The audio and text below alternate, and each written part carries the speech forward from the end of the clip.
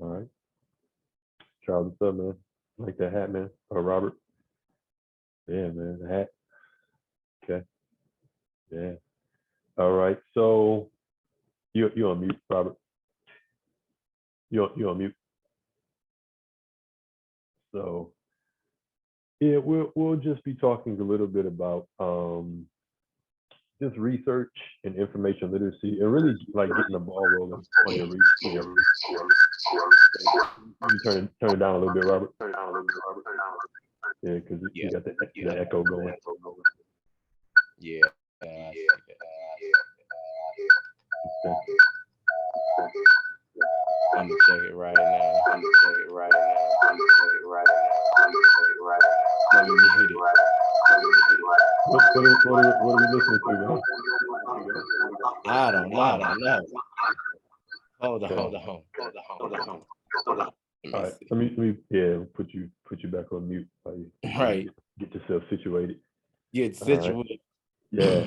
But anybody like if you have when I do Zoom sessions, I tend to just get through the material. But if you have a question or a thought, just jump in at any time, and I'm happy to stop. So if you have a thought, jump in. You're not interrupting me. All right. So, but again, the reason why I begin the process of your final paper sort of around mid-semester is just to give you all sufficient time to, get your research in because that's such a vital aspect of this paper. Yes, No matter what you're talking about, no matter what you're writing about, no matter how well versed you are in what you're going to write about, it's just important that you do a sufficient amount of research um, because your audience, just as we've been kind of like scrutinizing articles and scrutinizing songs and speeches and whatnot this semester, now your audience is going to be kind of scrutinizing you and your argument. So it's just best to know your stuff. All right. Even if you already do know your stuff, know more. All right. Because for your reader, you are the expert. All right. And they're going to be expecting, expert level discussion. All right. So whatever you choose, okay, know it. Okay. And to that end, okay, cool. Closed captioning. To that end, I've added just a few more items to um, this week 7 module that I'm actually about to change the name to of right now. I'm just going to call it information literacy. It's the same module that we were in last week with the if you need the prompt for the next summary response essay, here it is. And here's the just the video I was talking about just accessing our library. And it's not a recording of last week's class, but it is just the broad strokes of the material that we covered yesterday, not yesterday, last week, about just finding resources using the OCC library.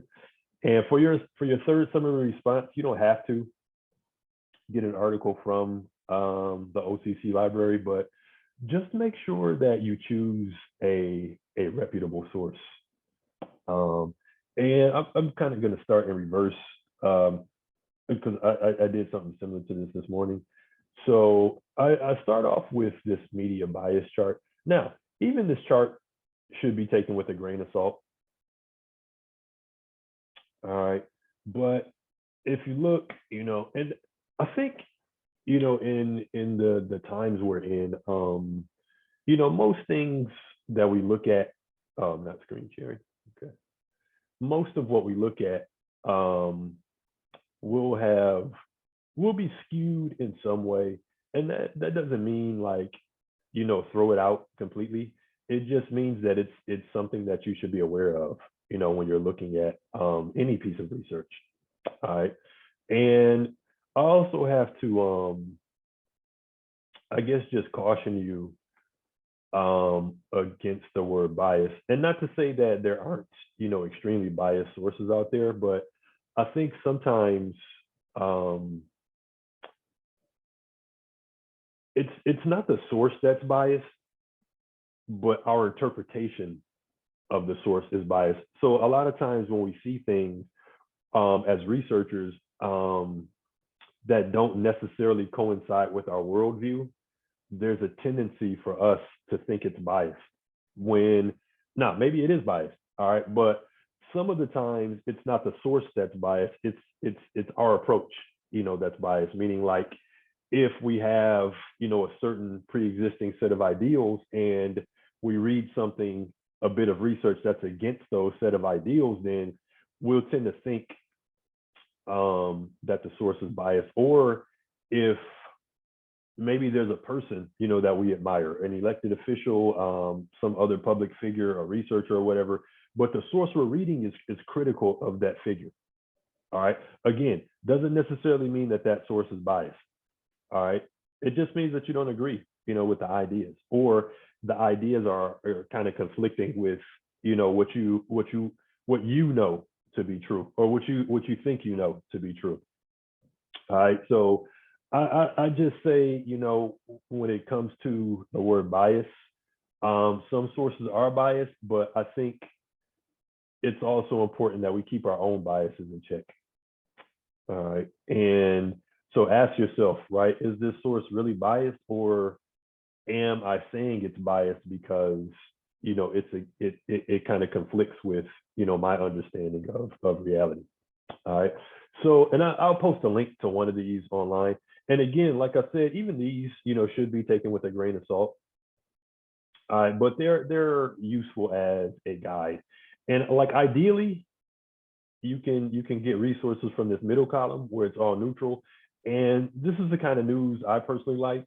Even though I get things from I read the Post, and I read, New York Times, just to get that balance. As the I think the Post, or no, one of them is kind of right leaning and one of them is kind of left leaning. No, the Journal, Wall Street Journal, is kind of right leaning a little bit, and the Post is kind of left leaning. But I think like once you're gathering resources, try cross referencing, content. Try cross referencing information. Meaning, if you find something in one source, try to verify it in another source. I think that way it kind of minimizes that discussion of, is this bias, when, facts are facts, man. Facts are facts. All right, numbers are numbers, even though numbers can be skewed a little bit. All right. So I'll link you to a media bias chart. I don't know if I use that one. All right, but I will link you to one. And here's the CRAP test. We'll come back to that in a second, but the CRAP test is a good way of just checking whether a source is credible. And it just stands for currency, relevance, accuracy, audience, and forgot what the P is for. All right, but I'll come back to it. All right, we'll come back to that one. All right, and then research strategies is what we're about to cover like right now. And then here's a misinformation toolkit. This is kind of long. You can browse through it yourself. There's some really valuable information in there. And I think like not even, well, it's certainly going to be helpful when you're doing your research, for this paper, but also just helpful. It's helpful in a general sense, if you're a critical thinker, or, if you're a person just, just trying to figure stuff out. All right. It's good to know when someone is trying to pull the wool over your eyes. All right. So let me get this open. All right, I'm at the end already because I did this thing this morning. Okay. All right, let's see if I can move it over just a little bit. Okay.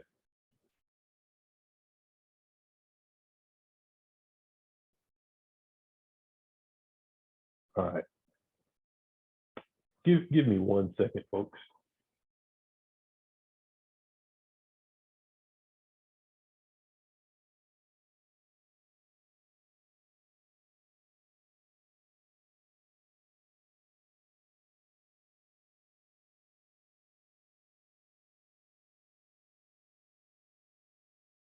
Okay. All right. So research strategies.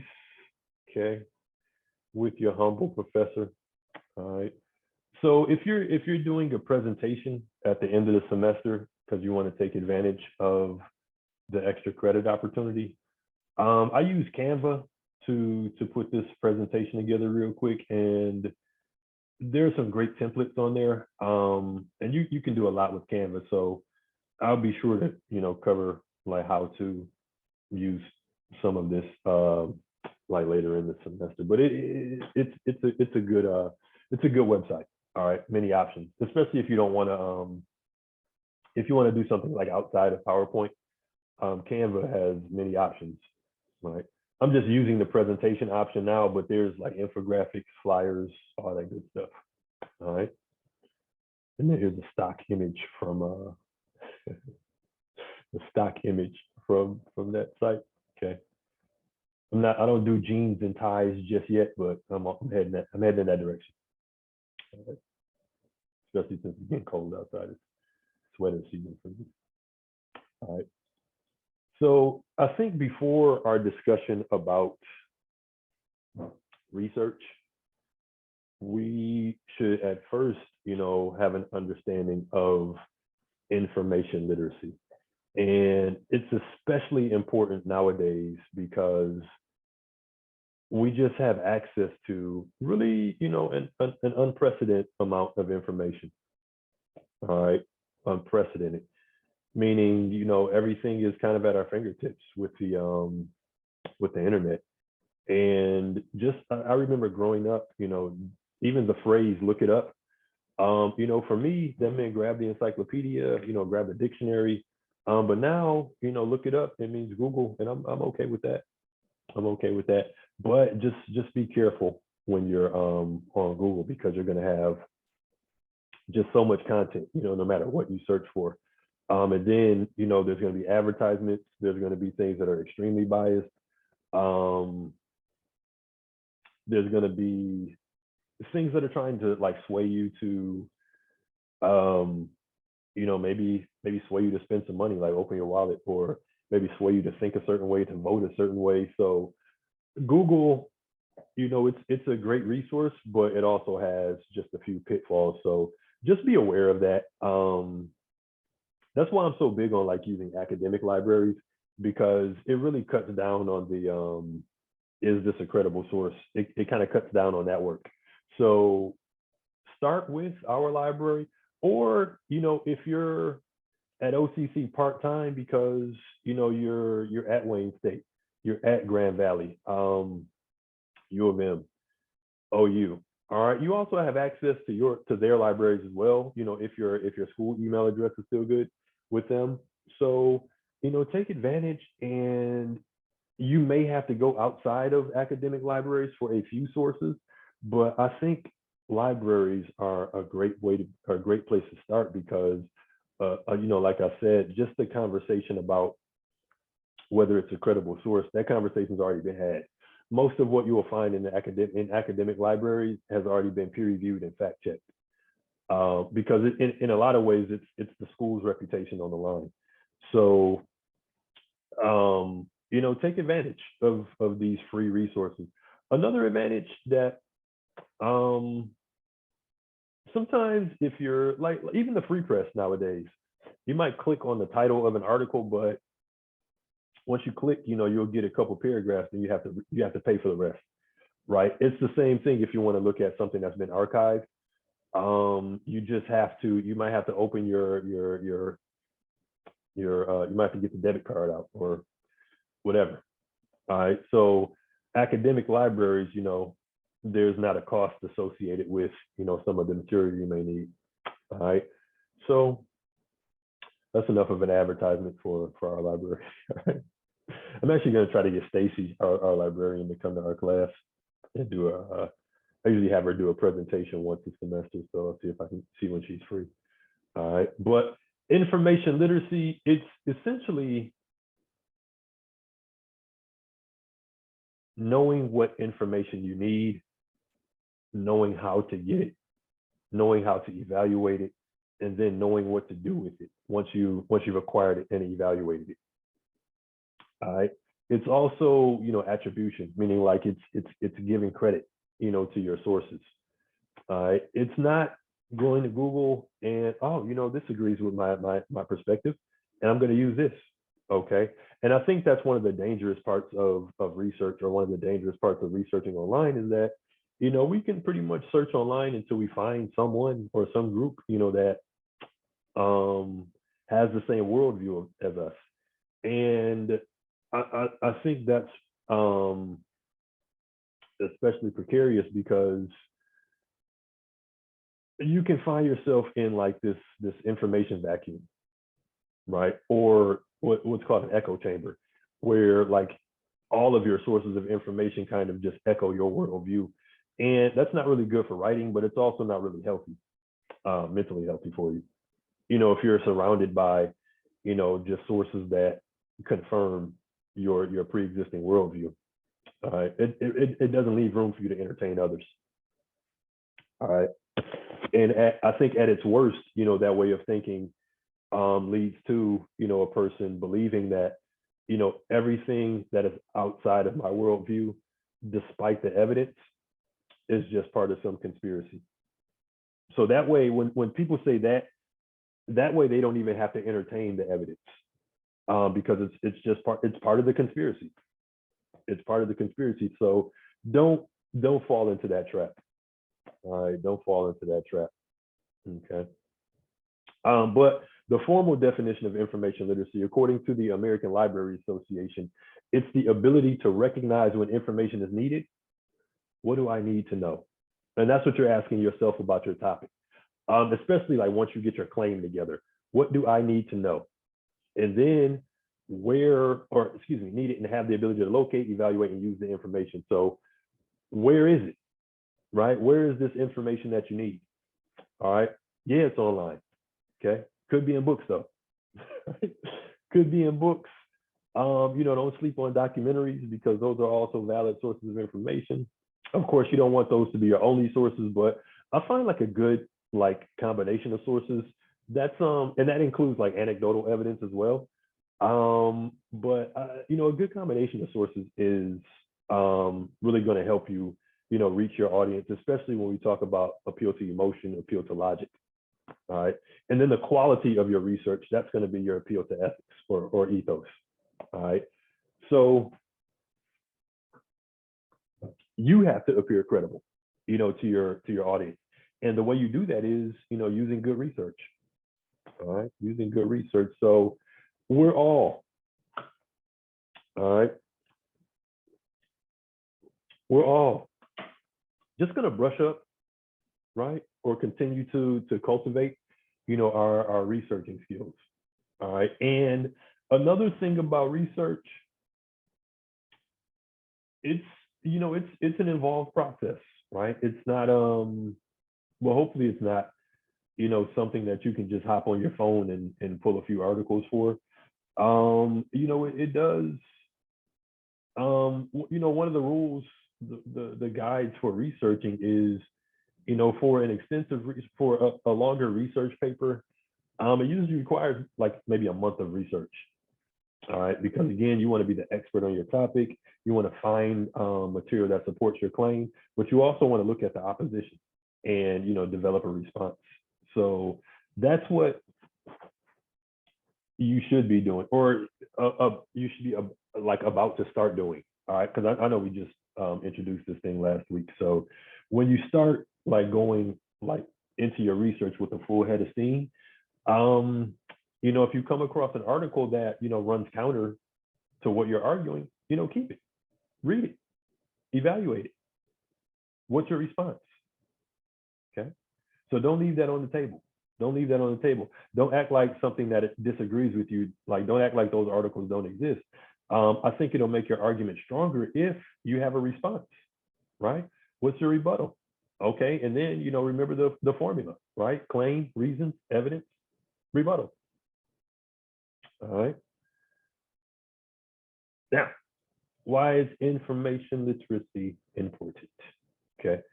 And when I first made these slides, this guy was moving, right? But I think when I saved it as a PDF, I couldn't They couldn't put that in. Like, he couldn't move anymore. So he's just sitting there stationary. His big googly eyes are moving around. Okay, so that's how I look when I read. Eyes going every which way. All right, but information literacy is a vital thing. All right. You know, when we're writing a research paper, that's one thing. We're also in election season, and man, I think there's no more critical time to be like versed in information literacy than, you know, campaign season. You can't cut on the TV or maybe listen to the radio. Even some apps, you know, have advertisements, you know, for some candidate. And I think like when you look at those, pay attention to what's said, but I think it's also in our best interest to pay attention to what's not said. All right, what's not being said, like what's being left out of this. Okay, what's being left out of this, and that's the thing about ads. They're very short, and so they don't really give you any context. So they might play a sound bite that sounds really bad, or even a sound bite that sounds really good, but we don't know as audience members, we don't know what was said before or after this, or we don't know the context of that discussion. So it's like it's just imperative, you know, that we sort of unpack these things, all right, and spend that time, you know, thinking critically about this. All right. So why it's important? Because we're constantly bombarded with information, constant stream of information. And I think this became an issue, not even like pre-internet, because pre-internet, there was the start of like 24-hour news cycles, 24-hour news channels. All right. And it's just, it can be overwhelming. It can be overwhelming. But I think the internet, you know, has taken that to another level, just with like all the various search engines. Okay, Google, Ask Jeeves. Okay. I don't know. I'm pretty sure Ask Jeeves isn't a thing anymore. All right. But there's a lot, and then I'm sure many of us, you know, in this session use social media, right? And often the news we get on social media is kind of tailored to our interests, but it's still a lot. Okay, it's still a lot. It's a lot to take in. It's a lot to digest. And with social media, it just comes at you so fast. It's like if you're scrolling, you know, there's not really enough time or not really enough space to interpret, you know, everything that we're taking in. So I guess the point I'm making is when you're evaluating, I think one of the first things you can do is just slow down and digest before, you know, moving on to the next thing. All right. So understanding how to navigate and utilize that information protects us from being spammed or tricked by misleading sources, misleading people. There's a lot of good people out there presenting good information, but there's also a lot of hucksters, meaning like people who will tell you what you want to hear. So, you know, you can buy what they're selling, you know, whether it's a physical product or, you know, whether it's an idea. So just be mindful of that. Okay, just be mindful of that. All right. Information literacy. Oh man. Okay. Now, I totally understand. Humans, right? Our emotions, you know, are part of who we are. Okay, like compassion, important human emotion, kindness, love. Okay, empathy. Okay, these are important human emotions. All right, and then all the other ones, maybe, you know, some that are on the not so positive side. You know, these make us who we are as humans. So what I'm about to say doesn't mean that you should bottle your emotions. Definitely not. All right. But when you're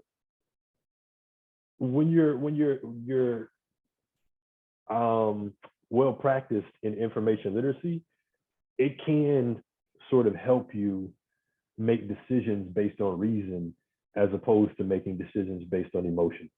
And like the important decisions, you know, and even if it's, you know, who you're going to vote for and stuff like that, sometimes our elected officials in these campaign ads, they kind of depend on us making an emotional decision.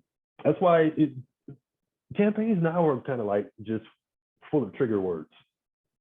All right, where if you really look at a lot of them, like there's no real substance, but it's just a bunch of words that trigger people's emotions, and that gets people moving, right? That gets people to that leads to action, unfortunately or fortunately, depending on the action. But I think it's when we're making these like important decisions in life, reasons and evidence probably put you in a better position. All right, and again, that's not to say it's Professor Noah is not asking everybody to become like an emotionless robot. It's not what I'm asking at all. All right, but information literacy can, and just an example of that is it's what I was just saying. Like, you're searching the internet, you're searching. Everything is kind of against what your ideas are, but you find this one source, this one obscure source, right? That makes you feel good because it agrees with you. And who doesn't like validation? Right? Who doesn't like validation? So instead of I think something like in a situation like that, there may be a tendency to ignore all this other evidence and just kind of stick with this one that supports your worldview. All right. So try to move past that, if you can. All right. Being uninformed, information literacy can prevent you from being uninformed about the best information about a topic. Yes, the best information. Okay. That again is, stay off of those fringe websites. Okay. Or the conspiracy-based things. Or it's like if, and I may have used this example before where, like if I disagree, with the seatbelt law, and I publish an article, seatbelts are useless, right? And within that article, I'm saying, I've been in all these accidents and I've never worn a seatbelt and I'm fine. And I know 2 other people with the same experiences. All right. If you don't like seatbelts, that's gonna a person might be like, yeah, I told you, that's true. Okay. But if you really do the research, you will find that I'm in the minority, when it comes to well, me and my 2 friends are in the minority, when it comes to not wearing our seatbelts and being okay after accidents. All right. So look for the best information. And for me, just personally, the best information is neutral, meaning the best information just says, here's the situation, or here's the data, here are the numbers. And it doesn't make, there's no opinion, right? There's not even a real claim being made. It's just saying, we did a study, this is what the study yielded. And then it's up to us, right, to make sense. But it's not about how we feel. It's about, it's not about how we feel. It's about what we think. All right. And then, information literacy can prevent us from making poor decisions. And that could go from things you put in your research paper.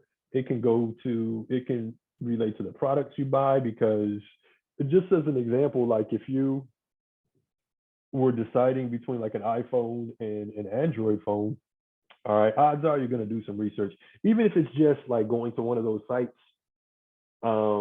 where you put the phone side by side and just look at the specs and seeing which one, is best suited to your needs. And to a lesser extent, that is information literacy, meaning like you're doing your research before you make a decision. All right. So this is a practice that I'm sure, most of us do on some level. We're just going to apply it to our research paper. And then hopefully, it's something that you'll continue to practice, beyond, English 1520, or like if you've already been practicing, it's something that you'll continue, you'll continue developing your skill set. All right. So information literacy, it's important. Okay. How do we do it? I don't know. Okay. All right. Skills. All right.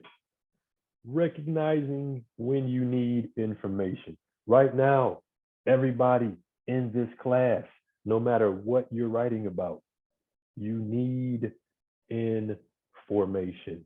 As I said when we started this session, remember, you are the expert. You are the expert. So what should you know about your topic? You should definitely know who the leading thinkers are in that field. Meaning, like, if you're talking about this, you had best consult this source. All right. You had best consult this source. Okay. And you should also, understand your claim and then who's against your claim. All right. So understanding that, maybe you have some gaps in your knowledge, that you need to fill in. That's why, Thursday of last week, we looked at a couple of those, like the Procon and the CQ Researcher and, sites of that nature, because they do give you that background. All right. They do give you that background. So, educate yourself, about your topic. Again, like I said, even if it's something that you already know a lot about, keep going, because you might find out something that you didn't know. Okay. There's that phrase, right? You don't know what you don't know. Okay. Now, what kind of information do you need?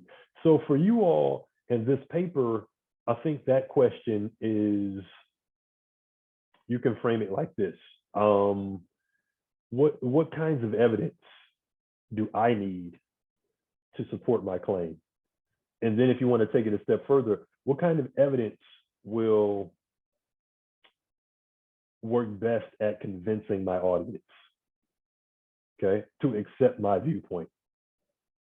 Okay, so think about the type. And again, if you're using a combination of sources, which I think for a research paper of this type is a good way to go. So maybe you do want to use some academic journals, but you want to balance it out with some anecdotal evidence, right? Maybe you do want to interview someone, but you also want to look at news articles. Okay, maybe you want to look at studies, maybe you want to look at polls, okay, and things of that nature. So like, what type of evidence do you need? All right. And then knowing how to, now that you know what kind and what evidence you need, now you got to know how to go get it. Okay. You got to know how to go get it. Resist the temptation to start with Google. All right. Resist the temptation to start with Google. Now, Google can be an asset, as I said before, but start with, more like of the academic oriented sources, or start with more academic oriented sources, and then you can kind of spread out to Google. But we're back to cross-referencing, when you find something on Google, right? Try to find that content somewhere else to see if things match up. All right. It's knowing how to evaluate and interpret information. Okay. And then the P in the CRAP test just came back to me. It's purpose. All right. All right. So know how to evaluate. And you can evaluate using the CRAP test.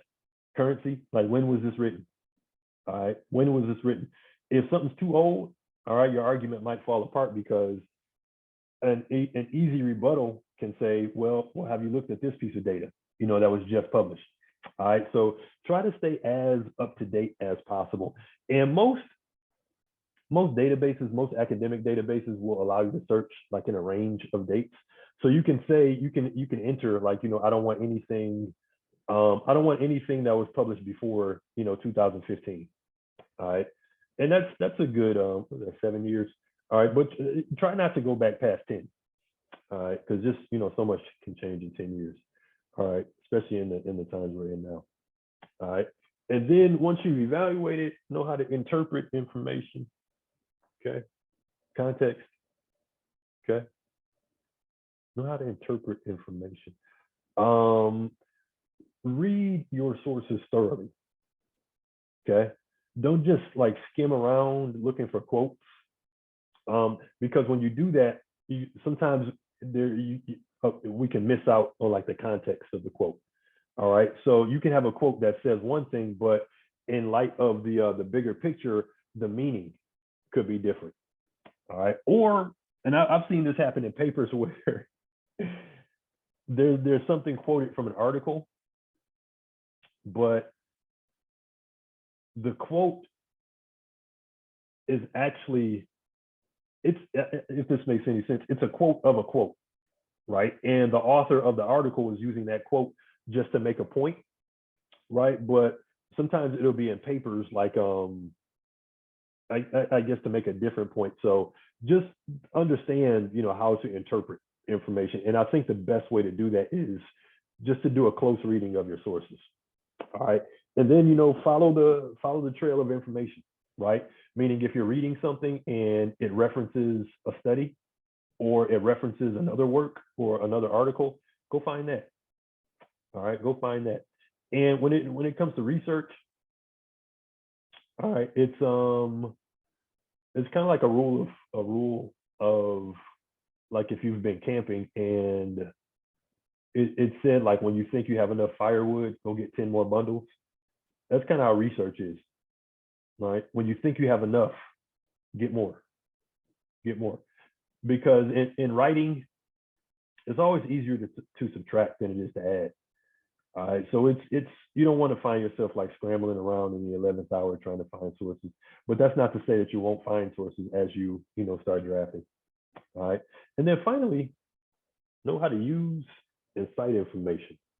Okay, if you're using a quote, like quoted material, if you're referencing a study, or if you're bringing in any outside information, just make sure it's done with purpose, meaning like make sure it supports a point that you're making. All right, make sure it supports a point that you're making. Okay, and I say that because sometimes I get assignments where there's quoted material, there's research material, but it seems like it's in there just because it was a requirement, for the assignment, where like the point being made in the quote or the research doesn't really match up. So just make sure you're using your cited material wisely. All right. And then, as I said, Thursday of last week, we'll have that MLA discussion before you all start drafting, just to show you, how to cite your sources. All right. And then, okay, this is where we are now, right? You just got this research. How do I start my research? Okay, typo. All right. So teachers, man, we have to proofread also. All right. But this is where we are now. All right. This is where we are now. Yeah, I know I can't fix it. Okay.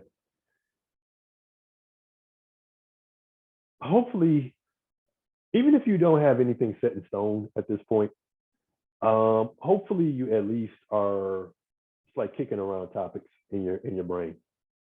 All right. I know I've said this 1,000 times, but I'm gonna say it again. Start with what you like. Start with what you're interested in. But whatever the case may be, research usually goes in phases. First is the planning, where this is where we are now. You're deciding on a topic. You're formulating a research question. I'll show you what I mean in a second here when it comes to research questions. And then you're developing a plan to answer your research question. And a lot of times, the answer to that question, to your research question, a lot of times that turns into your thesis statement, because the answer to that is probably going to be the main claim of your paper. All right. So think about your research question. And before I get to the next slide where I show you an actual research question, just make sure it's not, make sure it's something that's, complex, because your research question isn't supposed to have a simple answer. I mean, if it did, it wouldn't require any research, right? So make sure your research question is, something that requires thought and research. Okay. So once you're out of the planning phase, then you're exploring, you're just researching now. Okay. You're in the library, right? You're getting books. Okay, maybe not. All right. But even if if you're getting books, cool. All right. But I get that most of my research will be done using online sources. I'm okay with that. All right.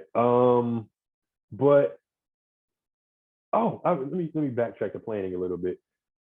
Planning also means like the literal planning of it. Like, when are you going to do it?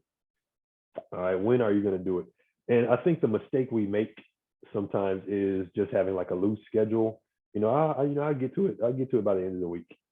All right, but time moves very rapidly, and you will find, if you don't already know, like, as we get closer to the end of the semester, time appears to move faster. All right, and then there's it kind of ignites this sense of urgency, right, to get things done. All right, so plan when you're going to do your research, and then give yourself enough time to do sufficient research. All right, you got like a month before a draft is even due, so there's plenty of time to be like researching and pulling articles. And I say now, like at this stage, if there's an article that interests you, pull it. All right, pull it. And I'm sure you don't have to do this anymore. There's better ways, but I still keep it kind of old school. When I look at articles, I just do this sometimes. If I'm reading something and I find it interesting, I just get a blank Word document and then just paste it. Paste the link. You don't have to do that, because a lot of times you can just, especially if you're using our library. I think there's like a save function, so you don't have to do that. But I don't know. Some habits are hard to break. All right. Follow your trail of evidence. Okay. And that's just like one piece of evidence leading you to the next one, and then the next one, and then the next one, and so on and so forth. All right. Then evaluate. Okay. Determine whether your information is credible. All right. And credible doesn't mean that it's something that coincides with your pre-existing set of ideals. Now, if you do find material that does, coincide with your worldview, great. Okay, great. But don't take that as a sign of credibility. All right. And just as humans, sometimes we think, I believe this, so it must be true. Right? I believe this, so it must be true. Okay. When that's not always the case. Okay. Passion doesn't make something true. Okay. Our emotions don't make something true. All right. So, you have to determine at the end of the day, whether something is credible. And just also note that the sources you use can determine the quality of your audience, and it can certainly determine how your audience, the quality of your argument. It can certainly determine, or it can influence how your audience is going to perceive you. All right. And then once you've settled on whether your sources are credible, then decide whether it's enough. Okay. Do you have enough to support this ambitious claim that you just made? Okay. Do you have enough? Okay. Sometimes when I'm conferencing with students and we're going over to the draft together, and it's significantly shorter, usually my first question is, how much? Let me see your research. How much research did you do? Because a lot of times papers that come up a bit short, it's because there needs to be more research being done. All right. So plan, explore, and evaluate. Okay. And then we'll look at a research question and a couple more things, and then I'll let you guys out of here. It'll probably be 2:20 by then, though. So your research question is the question to get you started. Okay. It's the question that is the start of all things. All right. Now, many of you or some of you, I haven't talked to many of you yet, but some of you already have ideas. And a couple people, especially my AM class, a couple people have, I don't think I've spoken to anyone yet about like a claim yet in this class, but a couple people have claims. All right, so if you have all that together, then maybe you don't need a research question because you kind of like already worked through that. But if you're just getting started, think about a question that you wish to pursue in your research. Okay, start by posing a research question or a clear, concise, complex, not yes, no question, an arguable question to focus your research. For example, the topic of this paper, private prisons in the US. Okay, that's the topic. It's neutral. It's just a state. Okay, private prisons in the US. That's what I want to write about. So if I'm conferencing with that student, the next question is, okay, cool. Private prisons, interesting topic. All right. What about them? Okay. What about them? All right. That's when the claim comes into play.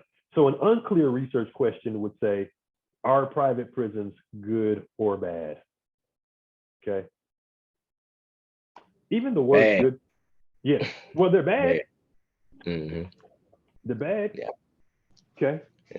Unless you're a stakeholder, right? You're a shareholder. Right? Yeah, absolutely. Then it's generating money for you, right? So that's what I mean by like these ambiguous words like good and bad. But you're right, Robert, they are bad. Unconstitutional. Absolutely. So now we're getting to it, Robert. I'm glad you said that. That's a research question. Not necessarily are they good or bad, but are they constitutional? Are they constitutional? Some motions you're not able to file because it's a private prison. You can't even file the motion. Absolutely. So, and that's the thing. So now we're getting deeper into that question, Robert. Are they constitutional? But to say good or bad, that's subjective, because if I'm a shareholder and I have like money invested in these institutions, then they're good for me because there's no shortage of bodies, in these places, right? But if I'm an inmate or even an employee, like a guard or something, because sometimes these institutions cut corners and put the inmates and the guards in dangerous situations. All right. So from that perspective, it's certainly bad. All right. But I think to move forward with this, easy for me to say, all right, are they constitutional? Okay. Are they constitutional? So when you're working on your research question, try to ask it in a way that it doesn't really leave any ambiguity. Is this bad or is this good? Is this person or is this thing better than that thing? Like if we say words like better, best, these words in certain contexts don't really have any meaning. When you have a moment, I have a question about that. Go ahead. Yeah. Okay. So for mine, I'm presenting evidence as like this is taking place. Could my research question be, how can we rectify this? Absolutely. Okay. And then, Bill, to go further with that, the answer to that is going to be your claim, because in order to answer that, you're going to have to propose an idea, and that's kind of what you want to do as your claim. Yeah. Right. That was my intention. Yeah. Yeah. Absolutely. Okay. So now I'm glad you asked that, Bill, because when I say words like better, best, and things like that, here's the context where something like that will be acceptable. One, what Bill just said, or like, let's just say we're looking at government spending, right? And you could say, more money allocated to, fighting climate change would be a better use of money, government funds, than, some of the other programs we have. And you can name them. All right. And I say that because, one, you could present the issue like, well, here's the need, right? Or here's the problem that we have to address. Here's what we're spending on, and here's how much we allocate to, addressing this problem. Okay. I haven't run the numbers, so I don't even know how factual all that is, but just as an example, all right, so if you're saying something is better or a better use of funding, now you can make a case for that.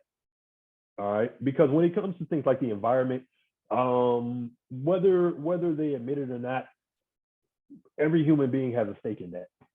All right, because we're all going to be affected by by the climate, and I would just say every living thing, including our planet, has a stake in that. So just really think about your research question. Okay, really think about your research question. All right, before you get started, and all this matters, right? What you do in the beginning, how you follow through with it, right? And what we're talking essentially now is writing process. Okay, so all of these stages matter. So really put like time and thought, into each part of this. Put it into your research question. Okay, let it fuel your research. Even the summary response essay. Maybe the response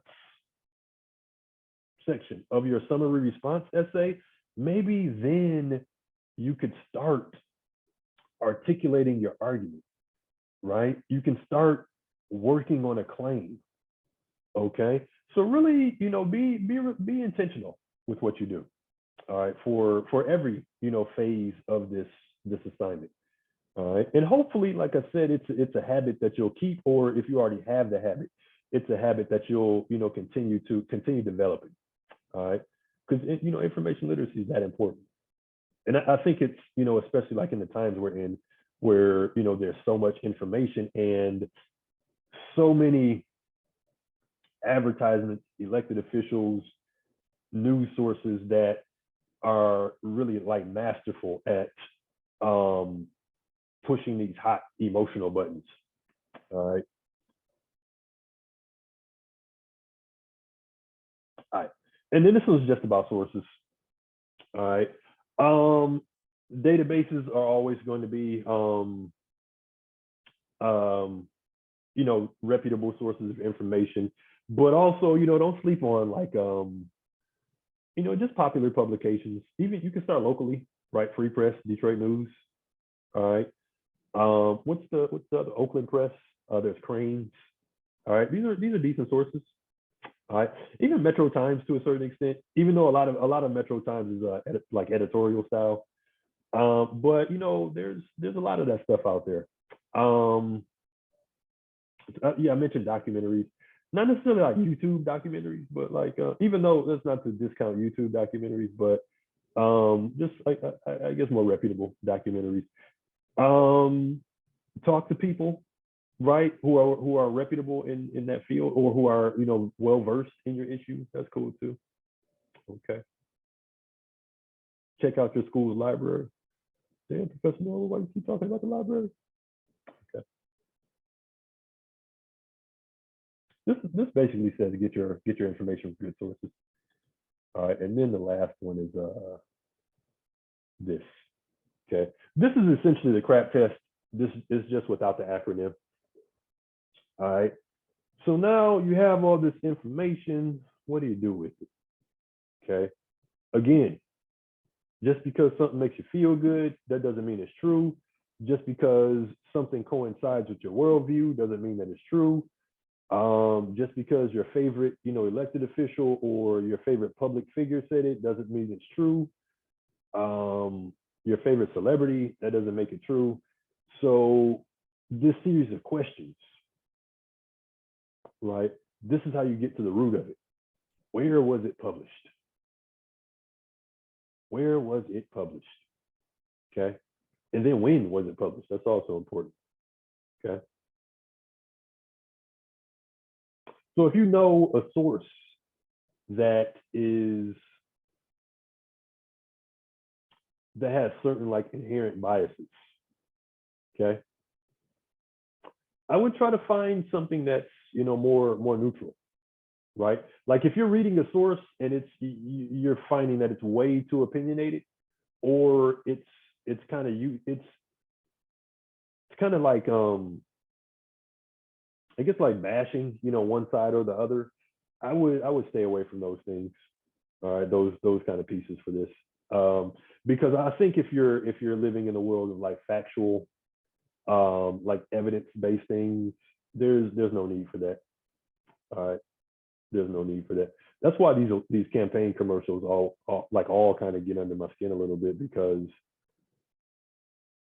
when the majority of your campaign is talking about the other person, that kind of lets me know that you don't have a real platform. All right, you don't have a real platform. Okay. So where was it published? Was it USA Today? Was it JSTOR? Okay. Was it some other academic journal? Was it the New York Times? Was it the Free Press? Right? Was it the Washington Post? Okay. Who's the author? Right? And why should I believe them? Okay. I meaning just a general meaning person in the audience. But why should I believe them? Okay. And you should ask yourself that when you're reading an article. Why should I believe this person? Okay. Now, if you really want to know about an author, then Google might be a good resource for that. All right. Try not to use anonymous authors either. All right. What's the purpose? To persuade, to entertain, or is it just to inform? Meaning, like, I want to get this information out here. Okay. I just want to get it out here, and then people can interpret it how they interpret it. All right. Or is it to make money? Okay. And you'll run into all those purposes and more, with using Google. All right. Identify biases. Okay, that's important. And when I say identify biases, I mean like identify biases within sources, but also identify our own biases. All right. And then identify what the author says and doesn't say. If I say like 3 out of 4 students agree that Professor Norwood is the best English teacher ever. All right. But when you think about it, 4 is a very small frame of reference, because there might be 500 that say the opposite, right? So when you're reading something, just look at what's not being said. A good example of this is now about this issue, proposal 3, you can feel however you want to feel. I always tell people, like, if you vote your conscience, whatever your conscience is telling you. But there's the one commercial where there's just a bunch of people sitting around, and they're discussing it, and they're like, this is confusing. This is too confusing. All right. Or it's just like snippets and parts of the bill are highlighted, but there's no context. So I think in those situations, it's just important to ask those questions. Okay, I see what you said, but what didn't you say? All right, what didn't you say? And I think that boils down to our critical thinking, and us, as thinkers, kind of being demanding, of information. It's like, tell me the full story. Give me the context of that quote. All right, and then let me figure out for myself, what's confusing. All right, let me figure out for myself what's confusing. Hold on for 1 second, folks.